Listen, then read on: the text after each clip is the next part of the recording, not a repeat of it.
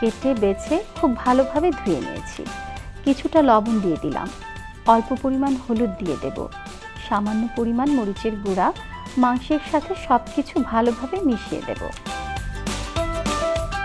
এবার রেস্টে রাখবো 15 মিনিটের মতো।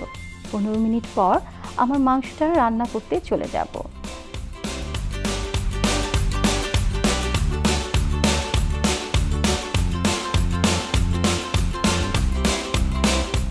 প্যানে কিছুটা তেল দিয়ে দেব। তেলটা গরম হয়ে যাওয়ার পর 1 কাপ পরিমাণ পেঁয়াজ কুচি দেব।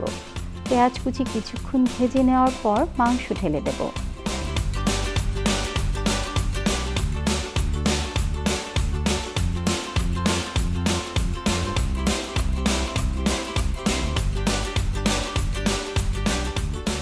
কিছুক্ষণ ভেজে নিয়ে ব্রাউন কালার হয়ে গেলে উঠিয়ে নিতে হবে।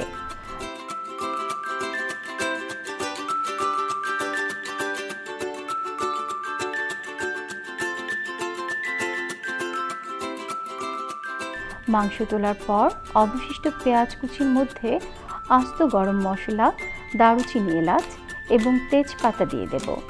কিছুক্ষণ ভেজে নেওয়ার পর এবার দিয়ে দেব 1.5 টেবিল পরিমাণ রসুন বাটা, আদা বাটা। মশলাগুলো পেঁয়াজ কুচির সঙ্গে কিছুক্ষণ ভেজে নেব।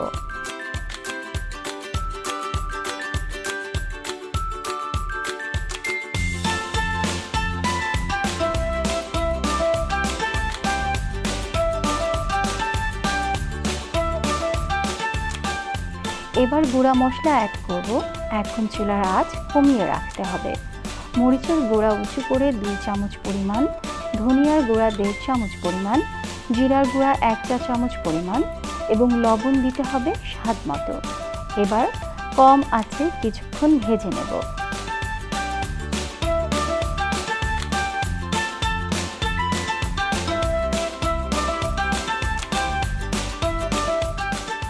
এবার পানি দিয়ে চুলার আঁচ কিছুটা বাড়িয়ে দেব। মশলাটিকে ভালোভাবে কিছুক্ষণ কষিয়ে নিতে হবে। এবার ভেজে নেওয়া চিকেনটি দিয়ে দিতে হবে। বেশ কিছুটা সময় নিয়ে মাংসটি কষিয়ে নিতে হবে। কষানো হয়ে গেলে 1 থেকে 1.5 কাপ পরিমাণ পানি দিয়ে দেব। মিডিয়াম আঁচে মাংসটি রান্না করে নিতে হবে।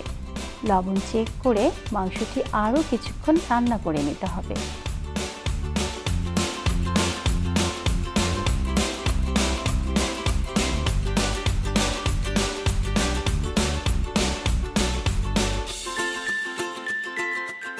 তৈরি হয়ে গেল মজাদার সুস্বাদু মুরগি রান্না।